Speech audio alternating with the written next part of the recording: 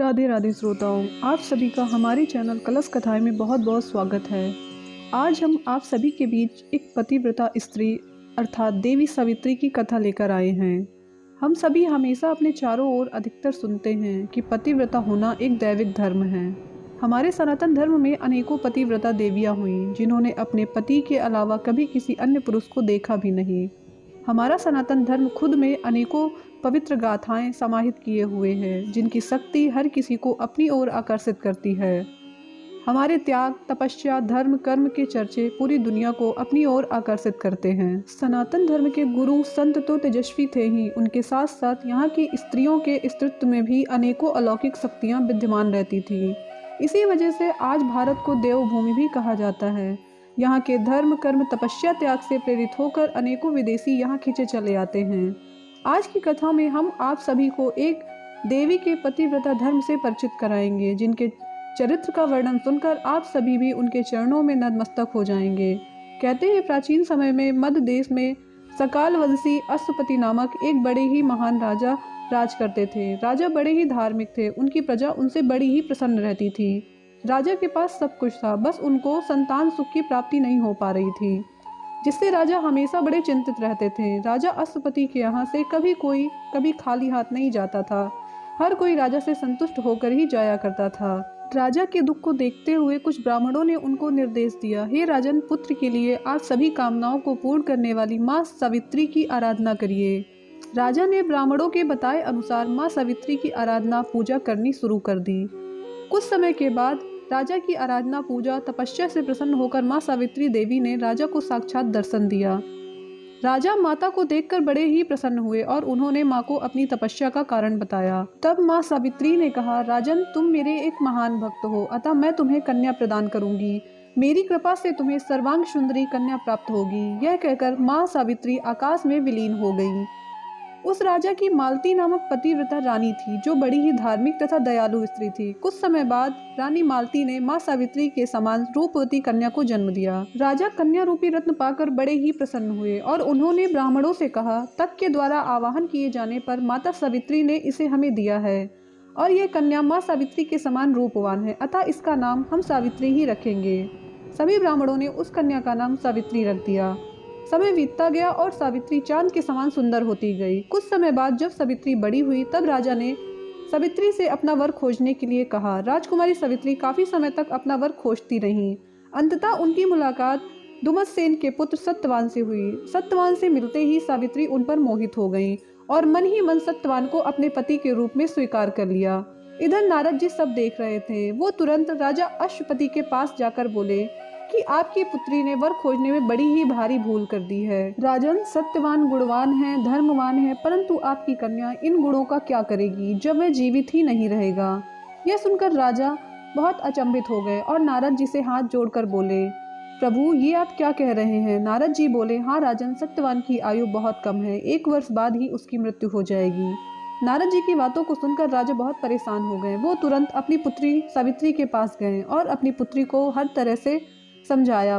सावित्री, तुम कोई और वर चुन लो, ऐसी शादी का क्या फायदा जो मात्र 1 वर्ष ही चले। सावित्री थोड़ी देर अपने पिता की बातें सुनती रही, फिर हाथ जोड़कर बोली, पिताश्री, 8 कन्याएं अपने पति का वरण सिर्फ 1 बार ही करती हैं।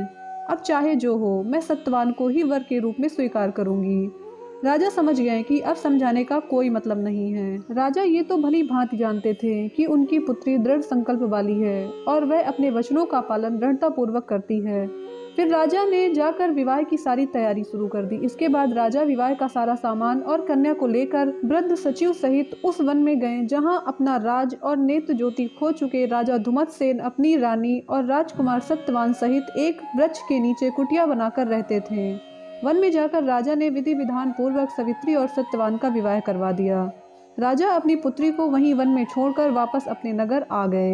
वन में रहते हुए अत्यंत कष्ट पाकर भी सावित्री सास, ससुर और पति की सेवा में पूरे तन मन से लगी रहती थी। समय बीतता गया और अब नारद जी के कथन अनुसार पति के मरण काल का समय पास आ ही गया। धर्मपरायणता सावित्री ने ससुर से आज्ञा लेकर त्रिरात्र व्रत का अनुष्ठान किया, पूरे तन मन से पूजा की। चौथा दिन आने पर जब सत्यवान ने लकड़ी, फूल, फल लाने के लिए जंगल की ओर प्रस्थान किया, सावित्री ने जब अपने पति को जाते देखा तो वो भी सास ससुर से आज्ञा लेकर दुखी मन से पति के साथ उस भयंकर जंगल में चली गई। नारद जी के वचनों का ध्यान करके मन में भीषण कष्ट रहते हुए भी उसने अपने इस भय को पति के सामने उजागर नहीं होने दिया। सावित्री निरंतर अपने पति को पूरे रास्ते निहारती चली गई और अपने पति का मन बहलाने के लिए वह झूठ मूठ उस वन के वृक्षों, पशु पक्षियों के बारे में पूछताछ करती रही, जिससे उसके पति को जरा भी भय न महसूस हो। उधर सूरवीर सत्यवान उस भयंकर वन में विशाल वृक्षों, पक्षियों एवं पशुओं के दल को दिखला दिखलाकर थकी हुई एवं कमल के समान विशाल नेत्रों वाली राजकुमारी सावित्री को आश्वासन देता रहा। दोनों पूरे रास्ते एक दूसरे की फिक्र में लगे रहे। कुछ समय होने के बाद सत्यवान ने कहा, सावित्री, मैं फूलों को एकत्र कर चुका और तुम भी फल फूल एकत्र कर चुकी हो, लेकिन अभी भी ईंधन के लिए लकड़ियों का कोई प्रबंध नहीं हुआ है। अतः तुम इस वट वृक्ष की छाया में बैठकर क्षण भर प्रतीक्षा करते हुए विश्राम करो, जिससे तुम्हारी थकान दूर हो जाए और तुम वापस चलने के लिए तैयार हो सको। इस पर सावित्री बोली, प्रभु, जैसा आप कहेंगे मैं वैसा ही करूंगी, लेकिन आपसे मेरी एक ही विनती है, आप मेरी आंखों के सामने से क्षण भर के लिए भी दूर न जाइएगा, क्योंकि मैं इस घने वन से बहुत डर रही हूँ। इस तरह सावित्री ने सत्यवान को बहला दिया। सावित्री को भयभीत देखकर सत्यवान उसके सामने ही कुछ दूरी पर लकड़ी काटने लगा। सावित्री निरंतर अपने पति को देखती रही। उधर लकड़ी काटते हुए सत्यवान के सिर पर तेज पीड़ा होने लगी। पीड़ा से व्याकुल सत्यवान पत्नी के पास आकर बोले, सावित्री, इस परिश्रम से मेरे सिर में बहुत तेज पीड़ा हो रही है। सावित्री, इस पीड़ा से मुझे ऐसा प्रतीत हो रहा है कि मैं अंधकार में प्रविष्ट हो रहा हूँ। यह सब सुनकर सावित्री सब कुछ समझ जाती है और निडरता से अपने पति को आश्वासन देती है, प्रभु, आप बिल्कुल मत घबराइए, मैं आपके पास ही हूँ, आपको कुछ नहीं होगा। सत्यवान कहते हैं, सावित्री, इस समय मैं तुम्हारी गोद में सिर रखकर सोना चाहता हूँ। इतना कहते कहते सत्यवान उसकी गोद में सिर रखकर सो जाते हैं। जब सत्यवान सो गए तब राजकुमारी सावित्री ने उस स्थान पर स्वयं धर्मराज को आए देखा, जो नीले कमल के समान श्याम वर्ण से सुशोभित और पीताम्बर धारण किए हुए थे। उनके पीछे मृत्यु सहित काल भी था। यह सब देखकर सावित्री ने सत्यवान को गले से चिपका लिया और बिलखने लगी। धर्मराज ने उस स्थान पर पहुंचकर उस समय सत्यवान के शरीर से अंगूठे के परिणाम वाले पुरुष को पास में बांधकर अपने अधीन किया और उसे खींचकर शीघ्रता पूर्वक दक्षिण दिशा की ओर प्रस्थान किया। पति को प्राण रहित देखकर सावित्री जाते हुए धर्मराज के पीछे पीछे चली और कांपते हुए हृदय से अपने दोनों हाथ जोड़कर बोली, देव माता की भक्ति से इस लोक, पिता की भक्ति से मध्यम लोक और गुरु की भक्ति से ब्रह्म लोक की प्राप्ति होती है। जो इन तीनों का आदर करता है उसने मानो सभी धर्मों का पालन कर लिया, तथा जिसने इन तीनों का आदर नहीं किया उसके किए हुए समस्त पुण्य काम निसफल हो जाते हैं। पुरुष के सारे कर्म माता पिता और गुरु इन्हीं तीनों में समाप्त हो जाते हैं। यमराज सावित्री की प्रार्थना समझ जाते हैं और कहते हैं, सावित्री, तुम हमसे जिस कामना को पूर्ण करने के लिए आ रही हो उस कामना को छोड़ दो और शीघ्र लौट जाओ। सचमुच संसार में माता पिता और गुरु की सेवा से बढ़कर कोई अन्य धर्म नहीं है। तुम्हारा पति गुरुजनों की सेवा में निष्ठा रखने वाला है, पर तुम्हारा इस प्रकार से मेरे पीछे आना मेरे काम में बाधा डाल रहा है। अतः तुम मेरी बात मानो और लौट जाओ। सावित्री बोली, स्त्रियों का पति ही देवता है, पति ही उसको शरण देने वाला है, इसलिए साध्वी स्त्रियों को अपने पति का अनुगमन करना चाहिए। पिता, भाई तथा पुत्र परिमित स्त्रियों को संपत्ति देने वाले हैं, किंतु पति अपरिमित संपत्ति का दाता है। भला ऐसे पति की कौन स्त्री पूजा नहीं करेगी।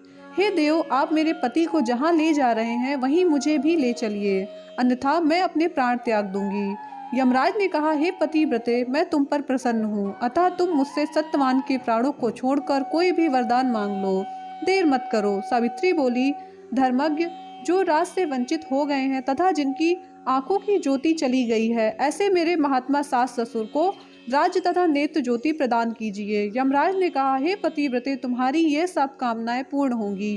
तुम बहुत दूर तक चली आई हो, तुम्हारे मेरे पीछे चलने से मेरे काम में विघ्न पड़ेगा और तुम्हें भी थकावट होगी, अतः अब तुम लौट जाओ। यह सुनकर सावित्री ने कहा, हे देव श्रेष्ठ, श्रेष्ठ पुरुषों के साथ समागम होने पर कैसा परिश्रम और कैसा दुख। विष, अग्नि, सर्प तथा शस्त्र से लोगों का उतना भय नहीं होता जितना दुष्टों से होता है। जिस प्रकार सत्य पुरुष अपने प्राणों का विसर्जन करके भी परोपकार करते हैं, उसी प्रकार दुर्जन भी अपने प्राणों का परित्याग कर दूसरों को कष्ट देने में तत्पर रहते हैं।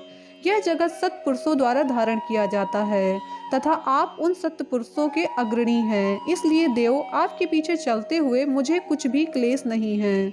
मैं तो खुद को भाग्यवान समझती हूँ जो मुझे आपके पीछे चलने को मिला। यह सब सुनकर यमराज बोले, हे विशालाक्षी, तुम्हारे इन धर्मयुक्त वचनों से मैं प्रसन्न हुआ। अतः सत्यवान के प्राणों के अतिरिक्त दूसरा वर मांग लो, देर ना करो। सावित्री ने कहा, प्रभु, मैं 100 सहोदर भाइयों की अभिलाषिणी हूँ। मेरे पिता पुत्रहीन हैं, अतः वे पुत्र लाभ से प्रसन्न हो। यह सुनकर यमराज ने सावित्री से कहा, सावित्री, तुम जैसे आई हो वैसे ही लौट जाओ तथा अपने पति के अंतिम क्रिया की व्यवस्था करो। अब यह दूसरे लोक में चला गया है, अतः तुम इसके पीछे नहीं चल सकती। चूंकि तुम पतिव्रता हो, इसलिए 2 घड़ी तक और मेरे साथ चल सकती हो। हे भद्रे, सत्यवान ने गुरुजनों की सेवा करके महान पुण्य अर्जित किया है, अतः मैं स्वयं इसे ले जा रहा हूँ। सुंदरी, विद्वान पुरुष को माता पिता और गुरु की सेवा में सदैव तत्पर रहना चाहिए और उनका कभी भी अपमान नहीं करना चाहिए। मनुष्य के जन्म के समय माता पिता को जो कष्ट सहन करने पड़ते हैं, उनका बदला सैकड़ों वर्षों में भी नहीं चुकाया जा सकता है। अतः मनुष्य को माता पिता तथा गुरु का सर्वदा प्रियकार करना चाहिए, क्योंकि इन तीनों के संतुष्ट होने पर सभी तपस्याएं संपन्न हो जाती हैं। भद्रे, तुम्हारे द्वारा कही हुई सभी बातें पूर्ण होंगी। तुम्हारा इस प्रकार से मेरे पीछे आना मेरे कार्य में विघ्न डाल रहा है और तुम्हें भी कष्ट हो रहा है, इसलिए मैं तुमसे ऐसा कह रहा हूँ। सावित्री ने कहा, हे देवश्रेष्ठ, धर्मोपार्जन के कार्य में कैसी ग्लानि और कैसा कष्ट। आपके पीछे चलने से मुझे निरंतर ज्ञान की प्राप्ति हो रही है। देव, ज्ञानी व्यक्ति को सर्वदा धर्मोपार्जन करना चाहिए, क्योंकि उसका लाभ सभी लाभों से विशेष महत्वपूर्ण होता है। प्राणी जहाँ कहीं भी जाए, पीछे धर्म ही जाता है। धर्म के अलावा अन्य कोई साथ नहीं देता है। संसार तथा देवलोक में जो भी फल मिलते हैं वो सभी पुण्य कर्मों का ही फल होते हैं। इसलिए विद्वान पुरुष को सदा धर्माचरण करना चाहिए, क्योंकि मृत्यु इसकी प्रतीक्षा नहीं करती, इसने अपना कार्य पूरा किया अथवा नहीं। कायर प्राणी इस संसार में मृत्यु से सदैव भयभीत रहते हैं, पर पुण्यवान सत्य पुरुष सर्वदा निर्भय होकर जीते हैं।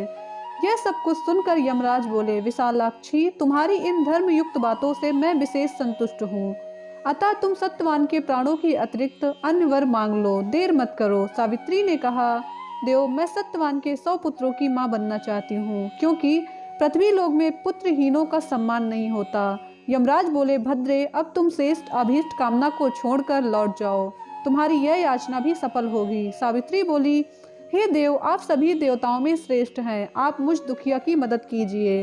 राजपुत्र के माता पिता भी बहुत दुखी हैं, आप कृपा करके उनको भी पुत्रवान बनाइए। यमराज सावित्री से प्रसन्न होकर बोले, हे धर्मज्ञ, तुम्हारी स्तुति तथा भक्ति से संतुष्ट होकर मैंने तुम्हारे पति सत्यवान को मुक्त कर दिया है।